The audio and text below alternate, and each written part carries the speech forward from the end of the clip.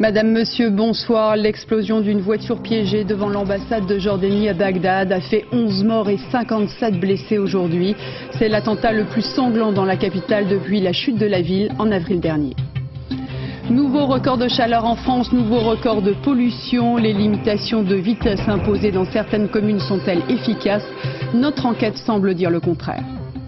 Les antimondialistes se préparent au grand rassemblement de ce week-end sur le plateau du Larzac, un rassemblement qui pourrait prendre des allures de contestation sociale. José Bové sera notre invité. Coup d'envoi ce soir de la 13e nuit des étoiles. Les conditions météo idéales vous permettront d'admirer Mars qui n'a jamais été aussi proche de la Terre. Et puis à la fin de ce journal, nous vous ferons découvrir une nouvelle plage, un site préservé en Camargue qui ressemble à un petit paradis pour habitués. Ce qui s'est passé ce matin à Bagdad est d'une violence sans précédent depuis la fin de la guerre. L'explosion d'une voiture piégée devant l'ambassade de Jordanie a fait, selon un dernier bilan, 11 morts et 57 blessés. Nos envoyés spéciaux Christian Autain et Frédéric Bonne ont pu se rendre sur les lieux quelques instants après l'attentat. Il est 10h30 ce matin lorsqu'une violente déflagration ébranle ce quartier résidentiel de Bagdad. Une voiture bourrée d'explosifs vient de sauter devant l'ambassade de Jordanie. Sous le choc, une partie de la façade s'est effondrée. Le souffle de l'explosion a même projeté jusque sur la terrasse d'une maison voisine cette voiture. J'ai vu la voiture exploser au moment de rentrer chez moi et une gerbe de feu est montée en l'air. Après, j'ai vu quelque chose tomber et entendu une autre explosion. Selon un bilan provisoire, 11 personnes ont été tuées, dont 2 Jordaniens et une cinquantaine d'autres blessés. Sur place, des enquêteurs américains sont venus recueillir les premiers indices pour déterminer les circonstances de l'attentat. D'après les autorités jordaniennes, une roquette aurait été lancée en direction de la voiture piégée, provoquant l'explosion. Une attaque sophistiquée, jamais mise en œuvre par la guérilla irakienne, selon cette hypothèse. On ignore pour quelles raisons l'ambassade a été visée, mais selon la police irakienne, elle aurait reçu des menaces. Hier soir, une voiture est passée devant l'ambassade et ses occupants ont jeté une lettre de menace. Le responsable de la sécurité ne nous a pas prévenus et n'a pas voulu nous dire ce qu'elle contenait. Peu de temps après l'explosion, des dizaines d'Irakiens en colère ont forcé l'entrée de l'ambassade. Ils se sont emparés des symboles du pouvoir jordanien avant d'y mettre le feu. On se souvient qu'il y a une semaine, les 2 filles de Saddam Hussein avaient trouvé refuge en Jordanie. Preuve quasi quotidienne de la tension qui règne en Irak, un véhicule militaire a été une nouvelle fois victime d'une attaque. Un Irakien a été tué, 3 soldats américains ont été blessés. Hier soir déjà, 2 GIs avaient trouvé la mort. Et puis, vous vous rappelez sans doute de l'histoire poignante du petit Ali, ce jeune Irakien aujourd'hui orphelin qui avait perdu ses 2 bras dans un bombardement à Bagdad pendant la guerre. Le garçon a quitté tout à l'heure Kuwait City où il était soigné depuis plusieurs mois. Il doit arriver dans les prochaines heures en Grande-Bretagne pour recevoir des prothèses. Son histoire avait fait le tour du monde et avait permis de recueillir des fonds pour financer des soins appropriés. En France, les pompiers ont bien du mal à venir à bout de l'incendie qui a déjà ravagé plus de 1000 hectares à Lucéram dans les Alpes-Maritimes. La bonne nouvelle ce soir, c'est que les habitations ne sont plus menacées. Nathalie Jourdan, Frédéric Serruli. Ça va aller? C'est bon, il passe plus là. Il passe plus. Tenir le feu à distance, c'est l'obsession du maire de Lucéram. Quand ça passe au-dessus de la route, ça attaque les maisons un peu plus haut. Donc il faut le laisser toujours en dessous de la route. La nuit dernière, le feu fait trembler le village. Une maison brûle sur les hauteurs. Plusieurs dizaines de personnes préfèrent quitter leur maison. Ce matin, Roger a pu regagner la sienne. Dès que le vent a tourné, donc on a dû tous partir, hein, parce qu'on est tous évacués, quoi, voilà. Et le feu, il est descendu par ici. Et il descend encore, lentement. La fumée noie la vallée, retardant l'action des hélicoptères. Leur intervention est pourtant indispensable. Le feu couve dans des zones inaccessibles à pied. Les pompiers doivent attendre que les flammes viennent à eux. Et comme si leur tâche n'était pas assez ardue, ils manquent de munitions. Nous avons une difficulté d'alimentation en eau, puisque toutes les réserves en eau de proximité sont maintenant épuisées et que nous sommes obligés de faire des norias pour aller chercher l'eau plus bas dans la vallée, ce qui complique effectivement nos idées de manœuvre. Ce soir, 2 foyers sont toujours actifs autour de Lucéram. Le feu a déjà englouti 1100 hectares de broussailles et de résineux. Pompiers et sapeurs forestiers continuent le combat. En Lozère aussi, les pompiers tentent de venir à bout de l'incendie de Causse-Méjean. 2000 hectares de pins et de garrigues ont déjà été détruits par les flammes. Mais là encore, il n'y a pas d'habitation menacée. On s'y habituerait presque, la canicule ne nous quitte plus, alors il faut faire avec. Plus de 40 degrés à Châtillon-sur-Seine et à Auxerre, plus de 39 degrés à Mont-de-Marsan, Bourges et Albi. La température la plus basse était relevée à Besançon avec 22,6 degrés. La France a chaud, la France a donc soif et c'est une aubaine pour les fabricants de boissons. Les ventes ont augmenté de 10 à 20% et ce n'est pas fini puisque la canicule devrait encore se prolonger. Séverine Lebrun, Christophe Vignal.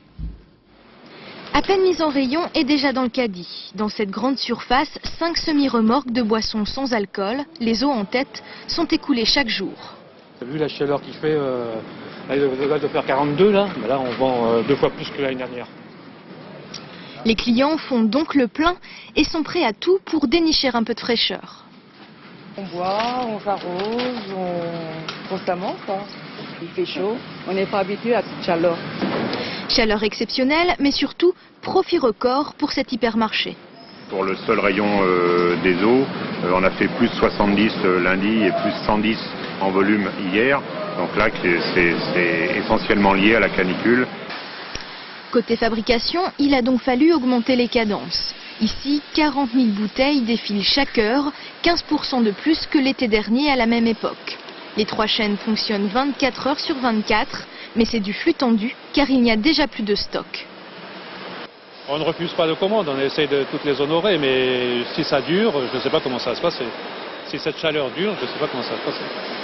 En tout cas, côté chiffre d'affaires, pour tous les professionnels du secteur, l'été 2003 sera à coup sûr un cru exceptionnel. Et de l'eau, il en faut beaucoup pour éviter qu'un enfant ne se déshydrate. Dans les crèches qui sont encore ouvertes au mois d'août, on redouble donc de vigilance et on s'organise pour rafraîchir les bambins. Chloé Millard, André Issora. T'as pas de maillot de bain, Ludovic? Dans l'eau, on y va avec le maillot de bain, bonhomme. Couche ou maillot de bain, peu importe, il fait vraiment trop chaud pour rester hors de l'eau. Avec des températures qui frôlent les 40 degrés, les plus petits souffrent particulièrement de la chaleur. Dans cette crèche, la solution est toute trouvée. Les enfants jouent, mangent et dorment à l'extérieur. Donc ici, c'est la terrasse qui est réservée normalement à la section des grands, que j'ai modifiée pour accueillir aussi bien les bébés, les moyens que les grands. Les précautions sont simples. Piscine ou brumisateur d'eau pour se rafraîchir, casquette, crème solaire et surtout boire beaucoup d'eau. Pour le repas aussi, les habitudes ont changé. Un menu plus léger, modifié à cause de la chaleur. Aujourd'hui, c'était des raviolis. C'était des raviolis, donc c'est vrai que c'est facile à préparer, mais bon, par cette chaleur-là, c'est pas toujours évident à manger, donc une petite salade est plus appréciable. Après le repas, les yeux se ferment. Les lits sont installés en plein air avec toutes les précautions requises. Hier, nous avons dû bouger les lits en fonction du mouvement du soleil. Donc aujourd'hui, nous retenons la leçon pour mettre les lits directement à l'ombre. À l'ombre, ils pourront enfin s'endormir après une demi-journée passée dans l'eau sous une chaleur étouffante. Quand on ne fait rien, c'est déjà pénible, mais quand on est sportif et qu'on doit s'entraîner, la chaleur devient vraiment insupportable. Malgré tout, les compétitions continuent, alors pas question de faire une pause. Sandrine Papin, Jean-Yves Blanc. Ce sont les forçats des stades. En ce début de soirée, le soleil est toujours là. Ici, à Créteil, le mercure avoisine les 40 degrés. Les joueurs sont fatigués, usés. Chaud. Là, au bout d'une minute, t'arrives même plus à respirer. Avec ces chaleurs persistantes, les organismes sont mis à rude épreuve.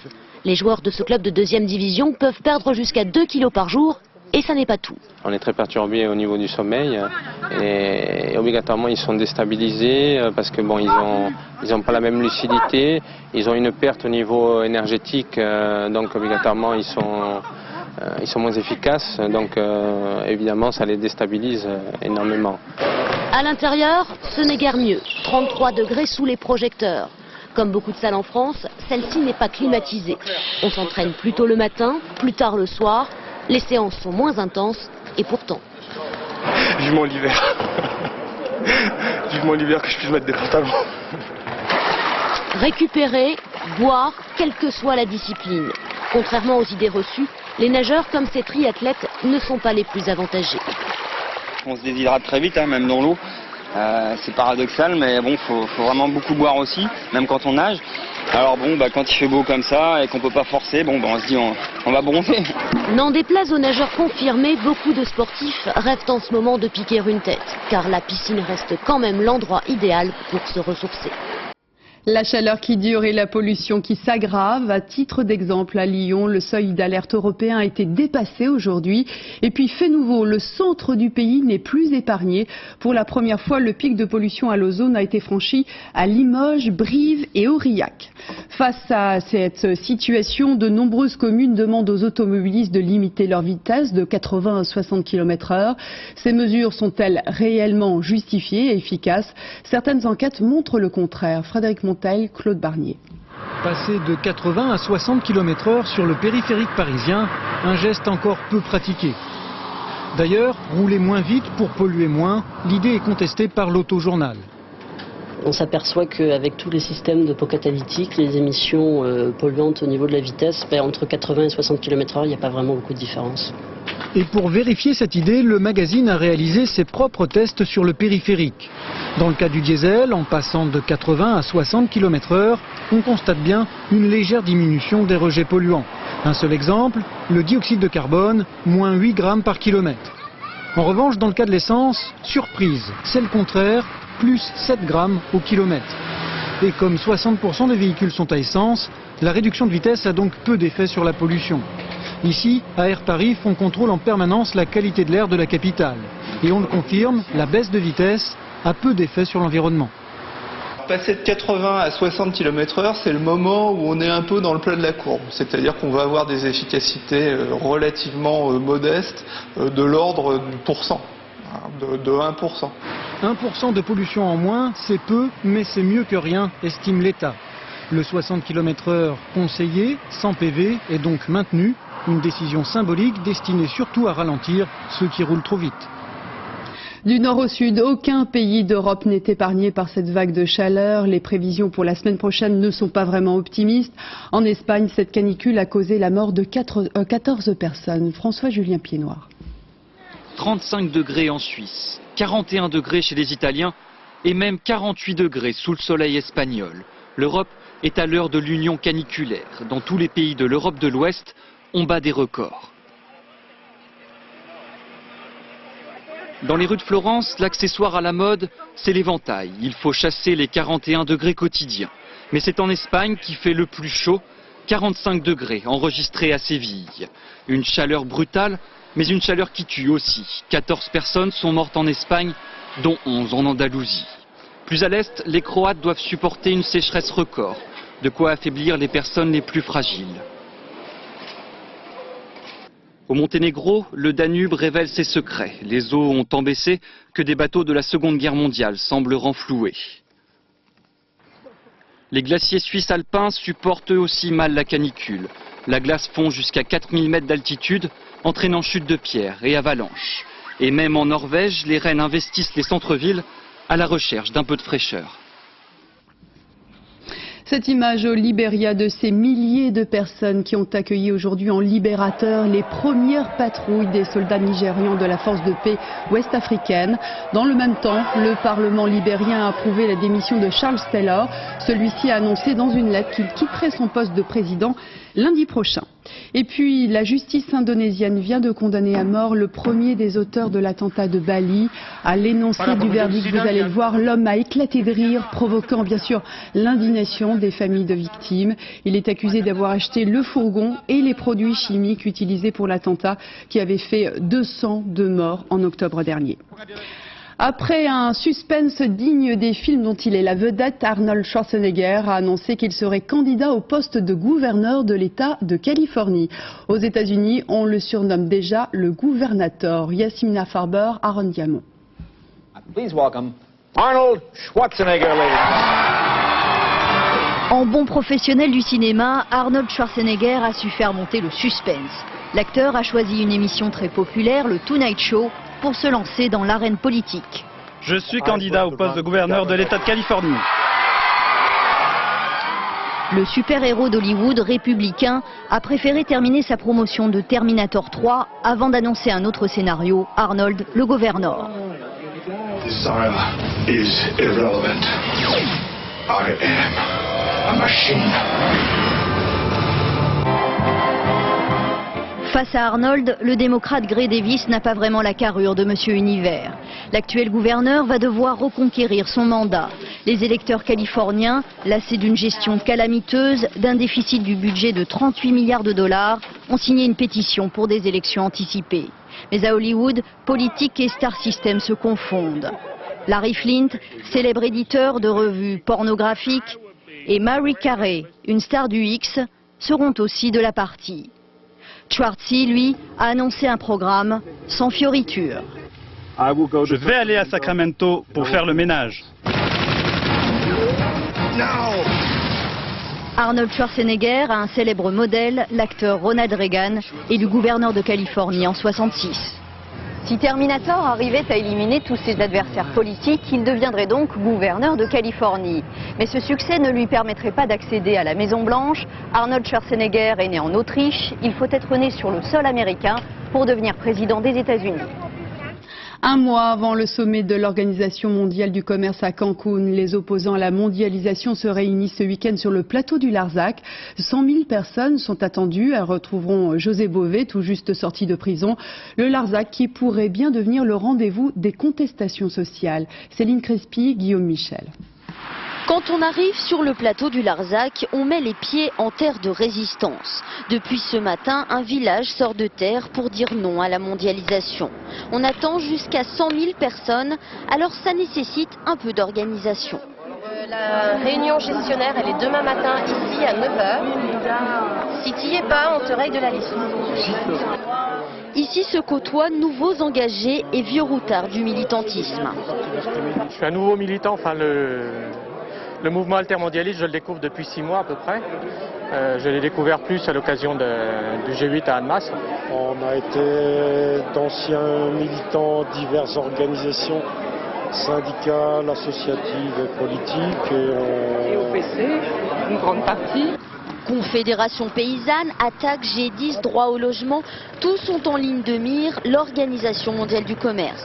Mais cette année, la lutte s'organise aussi autour de thèmes plus nationaux. Intermittents et profs se feront entendre. Je pense que c'est déjà le rassemblement de tous les mécontents qui se sont exprimés au mois de mai, au mois de juin, sur l'affaire des retraites ou sur autre chose. Mais en même temps aussi, ce rassemblement permettait aussi de voir ce qu'on pouvait faire à l'avenir. Il y a l'OMC qui va se tenir à Cancun. L'OMC, c'est la privatisation, c'est la GCS de tous les services.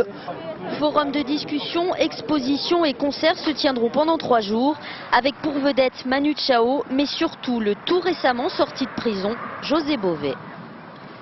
Depuis 30 ans, le plateau du Larzac est devenu un mythe, promis à l'armée par la droite en 70, rendu aux paysans par François Mitterrand. Ce site est aujourd'hui l'emblème des altermondialistes. Retour sur ces 3 décennies en archives avec Frédéric Monteil. 1971. Le Larzac en noir et blanc ne ressemble vraiment pas à un paradis pour hippies. C'est un coin de terre oublié quelque part en Aveyron.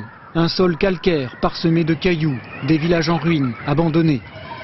Une centaine de bergers élèvent là leurs brebis et la seule notoriété du plateau, c'est le Roquefort. Tout bascule en octobre 1970 lorsque l'État décide d'agrandir cette base. L'État veut multiplier par 5 la zone militaire pour tester des mines et des missiles. Mais pour cela, il faut exproprier. Or, les agriculteurs ne comptent pas se laisser faire. Qu'est-ce que vous demandez finalement? On demande d'y rester, d'avoir la paix. Que nous laisse tranquille, ma foi, on ne demande rien à personne, que l'armée nous laisse tranquille, et voilà. Et pendant 10 ans, le Larzac sera la terre d'un bras de fer inédit. Bergers contre militaires, tracteurs contre chars. Les manifestations se succèdent et sur place, tous les coups sont permis pour ralentir l'extension du camp militaire. C'est simple, vous avez un barbelé là. D'un côté, une ferme qui est occupée par l'armée et de l'autre côté, une ferme qui a été bâtie par des paysans. Pendant ces 10 années de lutte, les bergers voient débarquer dans leurs champs des renforts inattendus. Hippies, écologistes, pacifistes, antinucléaires, le Larzac devient vite le symbole de la résistance au pouvoir, dans une ambiance Woodstock à la française. Enfin, en 1981, François Mitterrand l'avait promis, il le fait, l'extension du camp militaire est abandonnée, les paysans ont gagné. Entre-temps, une vingtaine de familles s'est installée dans le Larzac, symbole du retour à la terre. José Bové, bonsoir. Bonsoir. D'abord, une première question sur votre quasi-liberté. Comment l'interprétez-vous? Cela veut dire que José Bové est plus gênant en prison qu'à l'extérieur? Écoutez, je crois que d'abord, si j'ai été libéré, c'est la victoire du droit contre la basse politique.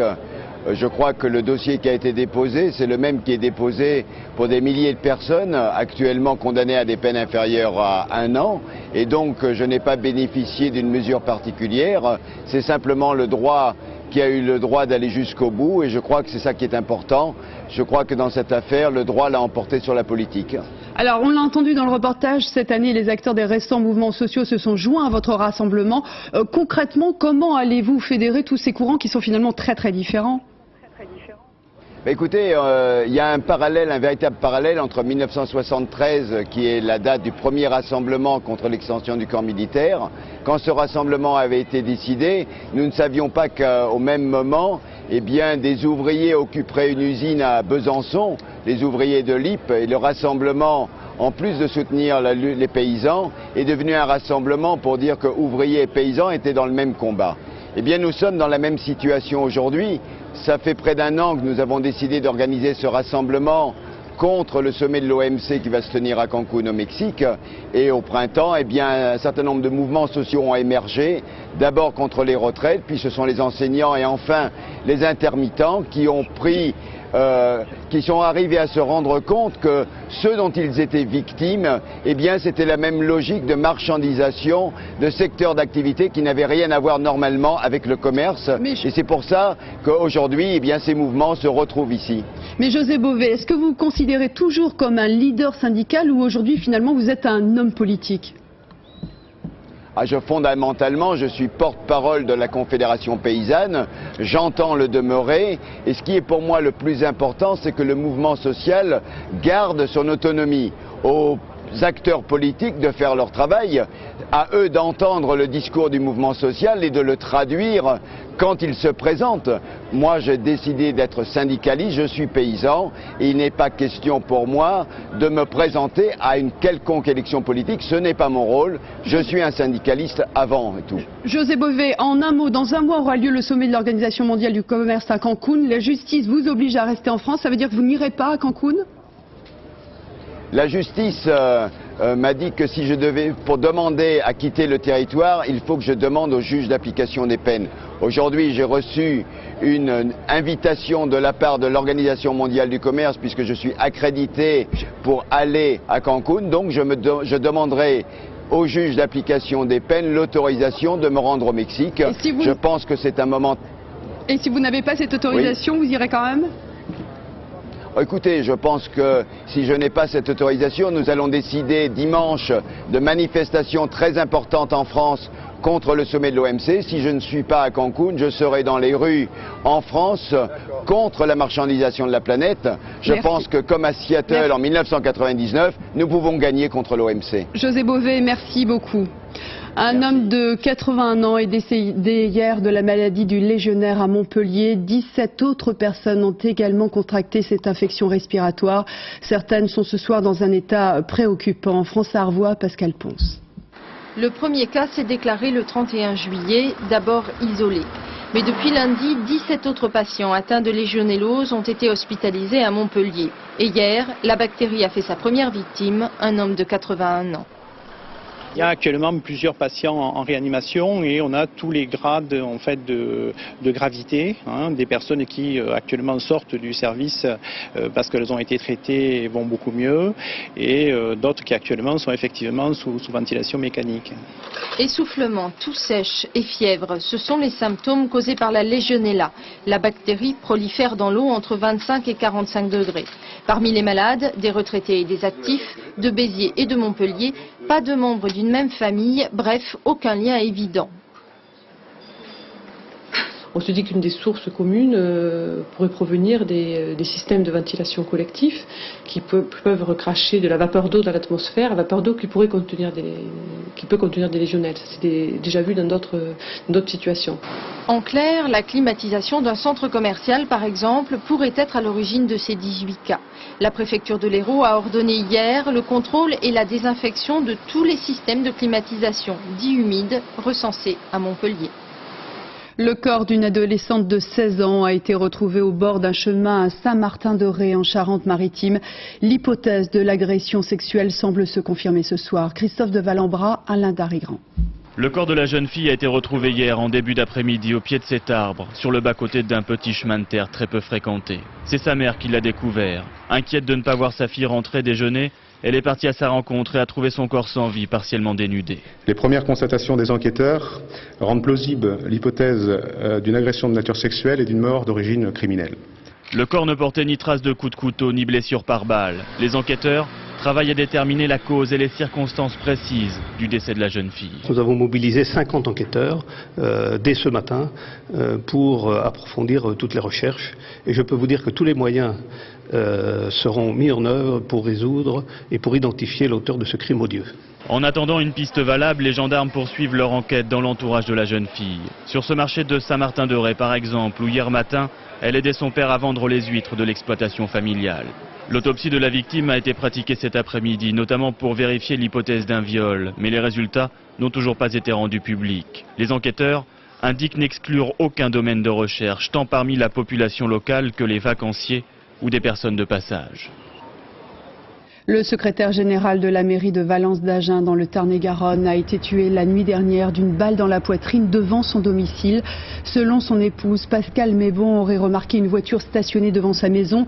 En s'avançant vers le véhicule, il aurait reçu une balle en plein thorax. Pour l'instant, nous ne disposons d'aucun élément supplémentaire. L'histoire paraît étonnante. En pleine cavale, Yvan Colonna est parvenu à se faire soigner dans une clinique proche de Bastia. Il se déplaçait sous une fausse identité et payait ses soins en espèces. Thierry Curté, Paul de Genève. Dans sa cavale, Yvan Colonna se soignait donc. Premier étonnement. C'est dans son sac à dos que les enquêteurs ont retrouvé une radio des hanches. Deuxième étonnement, pour passer cet examen, le fugitif le plus recherché de France a traversé toute la Corse pour se rendre à Bastia, chez un médecin, puis dans cette clinique. Personne ici n'a reconnu Yvan Colonna. À la date du 4 mars, ils ont bien une radiographie des hanches, mais c'est celle d'un certain Pierre Rossi. Il a payé en liquide et sans pièce d'identité. Donc il a attendu maximum 1 heure. Il a dû passer 1 heure maximum dans la clinique. Est-ce qu'à un moment donné, vos personnels ont émis des doutes? Est-ce que vous l'avez su? Non, mes personnels n'ont émis aucun doute. D'abord, je crois qu'il est facile de voir sur les photos qu'il y avait quand il était cheveux coupés courts et quand on l'a vu après avec la barbe et les cheveux longs, il est difficilement reconnaissable. Et puis je ne pense pas qu'on pouvait s'attendre à le voir de Corse du Sud à venir de Haute-Corse. Le 4 mars dernier, on connaissait Yvan Colonna sous ce visage. Mais les policiers ont dû présenter cet autre cliché 4 ans de cavale plus tard pour que les médecins reconnaissent enfin dans leur patient le fugitif. Pourquoi a-t-il passé une radio des hanches? Secret médical. Ce que tout le monde sait en revanche ici en Corse, c'est qu'Henri Zuccarelli, le gestionnaire de la clinique, n'est autre que le cousin germain d'Émile Zuccarelli, maire de Bastia, qui ne porte pas les nationalistes dans son cœur. Jean-Charles Corbet reste libre sous contrôle judiciaire. La Cour d'appel de Paris n'a pas suivi les réquisitions du parquet qui avait demandé sa mise en détention provisoire. L'ancien PDG d'Air Libre est toujours mis en examen pour abus de biens sociaux et abus de confiance.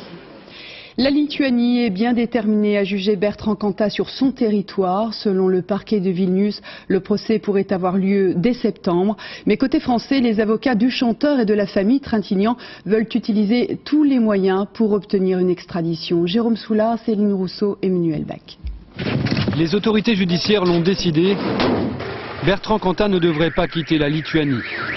Le parquet de Vilnius refuse l'extradition du rocker français avant son jugement dans le pays. Raison invoquée, une convention de 1972 non ratifiée par la France. Monsieur Cantat a commis un crime sur notre territoire et il doit être jugé ici. L'affaire est simple, nous avons juste besoin que la justice française nous communique les conclusions de l'autopsie de Marie Trintignant. Un refus de déplacement d'enquête vers la France qui déçoit les avocats de l'accusé et de la famille de Marie Trintignant. Il y a actuellement une mauvaise volonté des autorités judiciaires lituaniennes qui se retranchent derrière un défaut de base légale pour l'extradition. Les policiers français n'ont pas été autorisés à se rendre à Vilnius. Alors, simple problème de droit? Pas si sûr. Extrader quelqu'un qu'on pourrait juger, peut-être même qu'on devrait juger, c'est une manière de renoncer à cet exercice particulier de la souveraineté qu'est l'acte de justice. Et l'on peut comprendre que la Lituanie hésite sur ce terrain. La Lituanie, future adhérente de l'Europe, veut-elle faire de son indépendance un principe face à la France? Bertrand Cantat, lui, ne quittera pas sa prison pour l'instant. Il pourrait être jugé ici en septembre. Il risque 15 ans de prison. Des scientifiques italiens viennent de réaliser une première mondiale. Une jument a donné naissance à son clone. Promethea, c'est son nom, s'ajoute donc à la longue liste des animaux qui ont déjà été clonés. Julia Delage, Virginie Tumortiki. Plus de 800 essais et une seule rescapée. Voici Promethea, la première jument clonée. Elle est née le 28 mai dans un laboratoire italien grâce à une technique bien connue depuis Dolly, théoriquement applicable à toutes les espèces animales ou humaines. Si l'on généralisait cette expérience, les chevaux castrés pourraient redevenir des étalons. Une petite révolution dans le monde de la compétition hippique, une découverte sans grand intérêt pour les scientifiques. C'est pas en clonant un champion qu'on fera forcément un champion. On aura la base génétique d'un champion, mais un champion c'est autre chose que quelques chromosomes inclus dans un noyau. Apprentis sorciers ou pas, les chercheurs italiens à l'origine de la création de Promethea insistent sur les avantages de cette technique dans des domaines aussi différents que l'immunologie et l'amélioration de la race chevaline. Cloner des champions, une tentation encore bien lointaine. Pour le moment en France, toute reproduction assistée est strictement interdite pour toutes les compétitions hippiques. Un peu de fraîcheur en altitude pour ceux qui participent en ce moment à la Coupe d'Europe des planeurs biplaces qui se déroule à Poitiers. Les fortes températures sont synonymes de bonne performance, alors on s'en donne à cœur joie. Christophe de Valambra, Alain Darigrand. Les uns après les autres, les planeurs quittent la piste desséchée par une semaine de canicule. 40 degrés au sol, beaucoup plus dans les cockpits. Et pourtant, à bien y regarder, les vélivoles ont le sourire. Il faut dire qu'avec cette chaleur, leurs avions sont particulièrement efficaces. Et en plus, une fois là-haut, il fait bien meilleur. Pour l'instant, c'est super, on est toujours à 2500 mètres, avec 20-25 degrés dans le planeur, et puis on avance à 130 km vers le sud. Les planeurs flirtent avec les courants ascendants. 4-5 mètres d'altitude gagnés à la seconde, la chaleur de ces derniers jours crée de parfaits ascenseurs thermiques. Le soleil réchauffe le sol, l'air au contact du sol s'échauffe également et s'élève, l'air chaud s'élève. Et donc on bénéficie de ces courants ascendants, et bien plus il fait chaud et plus on monte haut. On a une matière qui s'est énormément réchauffée. Depuis une semaine à Poitiers, les concurrents de la Coupe d'Europe en double sont particulièrement gâtés. Donc les températures maximales que l'on a eues hier étaient de 39,3. Aujourd'hui, on prévoit entre 37 et 38. Bien sûr, en bas au briefing, la chaleur est accablante. Mais les performances, plus qu'enthousiasmantes, font oublier tout le reste. Mardi, j'étais aux 3200 mètres et c'était extraordinaire. Chez nous, dans le groupe, il n'y a pas de personne qui a fait une hauteur comme ça. Maintenant, c'est extraordinaire pour nous. Incroyable. Voilà, c'est des plafonds exceptionnels, en vol de plaine, 3000, 3200 mètres, c'est vraiment royal. Moi, j'ai jamais vu ça en vol de plaine. 3000 mètres, tout va bien. De la chaleur quoi. Voilà, ouais. Des conditions de vol idéales, des températures supportables en altitude, les vélivoles sont parmi les rares à se réjouir de cette période de canicule et à en profiter jusqu'au bout du jour. Pas la peine d'aller au bout du monde pour se dépayser. La preuve encore ce soir avec la plage de Bauduc en Camargue que nous avons explorée pour vous. Un endroit connu des seuls habitués. L'eau y est claire, le sable fin, un petit goût d'ailleurs. Yannick Caroussi, Benoît Jourdan.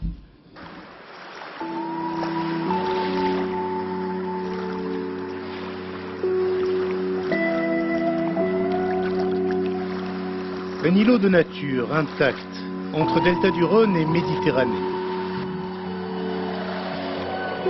On y vient chaque année. Pourquoi? Voilà. Parce que c'est calme et parce qu'il n'y a personne. Voilà, tout simplement. Nous, 2-3 fois par semaine, on vient passer la journée avec la tante aussi. Puis là, les enfants sont venus On est venu pour la journée aussi, en vacances. Ah, attention le parasol, papy. Le parasol a ici plusieurs usages. De manière générale, à Bauduc, chacun fait ce qui lui plaît. Il y en a pour tous les goûts, sportifs ou pas. Avec la route qui est pas bonne. Ouais, et après Bah c'est tout. La route, ou plutôt la piste. 10 km de cauchemar pour les amortisseurs et les vertèbres. Mais au bout, il y a les vacances à dévorer à pleines dents. Un grand espace pour camper, pour jouer les Robinson. Tu viens, tu restes 3-4 jours, et puis après tu rentres chez toi 2-3 jours. Donc c'est bien pour les gens qui habitent pas loin, quoi. Tu fais ta petite cabane et puis tu viens te reposer, un peu de soleil. Un peu plus loin, c'est le village. Ici, on vient plutôt passer toutes les vacances dans ces cabanons de briques et de broc améliorés au fil des ans. À 8 ans, je venais là. Alors, on venait là, premièrement, parce que c'était l'endroit le plus proche pour passer les congés, parce que je suis issu d'une famille très peu fortunée, pas du tout même. Et effectivement, c'était l'endroit le plus près, puis on s'est habitué à aimer ce lieu. Alors maintenant, même si on pouvait aller ailleurs, ça nous serait difficile. On vient ici parce qu'on aime cet endroit. Allez, let's go! Car à Bauduc, quel que soit l'âge, on ne s'ennuie jamais. Pas question de penser uniquement bronzette et farniente. On va ramasser des télines, des moules, des coques, puis on va se baigner, puis voilà. On va s'amuser, quoi. On va en profiter. Gros programme? Non, pas gros programme, parce que le matin, il y a la grasse matinée. Ouais. Une grasse matinée qui se prolonge de manière agréable. Ça va, pas trop dur? Non. La belle vie, là. Il faut plonger la main dans le sable, creuser et ressortir les télines. On a trouvé la technique pour le minimum d'effort. Nous, c'est assis dans l'eau.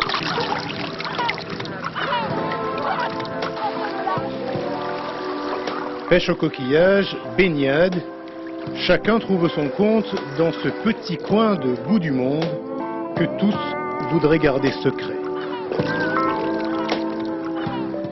Après ce journal à la nuit tombée, n'hésitez pas à contempler le ciel. Pour la 13e édition de la Nuit des Étoiles, le spectacle sera grandiose, que vous habitiez à la campagne ou en ville.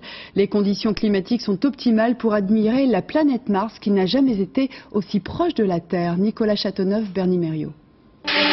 Ce n'est pas encore l'invasion des Martiens, mais chaque jour qui passe nous rapproche un peu plus de leur planète. La dernière fois que Mars s'était aventuré aussi près de la Terre, c'était il y a 73 000 ans, sous un ciel que contemplait encore l'homme de Néandertal. Le 27 août prochain, 56 millions de kilomètres nous sépareront. Cela paraît beaucoup, mais à l'échelle astronomique, c'est un saut de puce. Parfois, les deux planètes sont distantes de 400 millions de kilomètres. Alors forcément, une occasion pareille, ça ne se manque pas. Depuis 2 semaines, tout ce que la France compte d'astronomes amateurs se prépare. On révise ses connaissances et on compare ses notes. Oui, j'avais certis majeur, ça, je voyais bien ça. Tu vois, alors ça c'est le 29, c'est exactement la photo. Voilà, c'est ça, le 29. Et la nuit venue, la chasse à l'image commence. Il faut de la passion parce que il y a beaucoup de soirées difficiles avec beaucoup de réglages, des problèmes techniques, etc. Mais quand toutes les conditions sont réunies, le spectacle est total. Doit inviter donc à regarder Mars à l'œil nu, mais aussi dans des jumelles et pourquoi pas dans des instruments, essayer de détecter la calotte polaire sud de la planète Mars. Tous les soirs, que ce soit à l'œil nu, à la jumelle ou au télescope, chacun peut observer Mars briller d'une puissante lumière orangée au sud-est puis au sud de l'horizon. Impossible de la manquer. Quant au couche-tôt, il y aura bien une séance de rattrapage, mais elle sera un peu moins spectaculaire et surtout se tiendra dans 15 ans. À 16 jours des championnats du monde d'athlétisme, les sportifs français ont retrouvé le sourire hier soir lors du meeting de Castres. D'un côté, le perchiste Romain Ménil a tout simplement réussi la meilleure performance mondiale de la saison avec un saut de 5,95 m.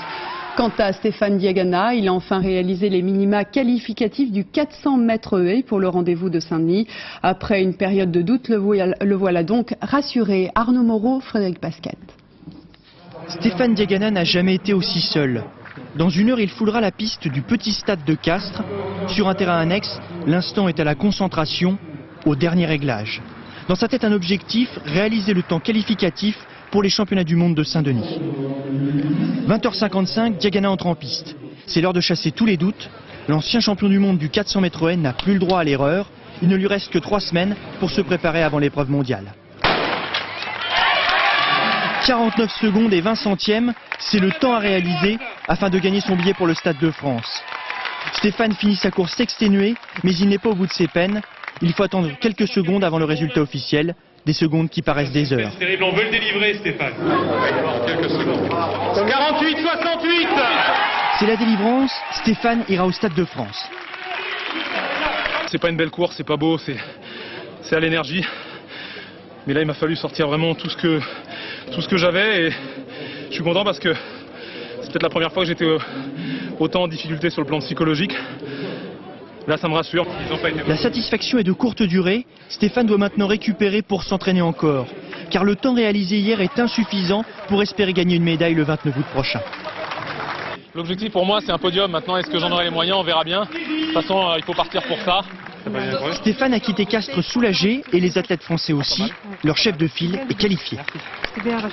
Voilà, c'est la fin de ce journal. Merci à vous de l'avoir suivi. Tout de suite, les prévisions météo de Patrice Drevet, suivi du point route Julien Pascal.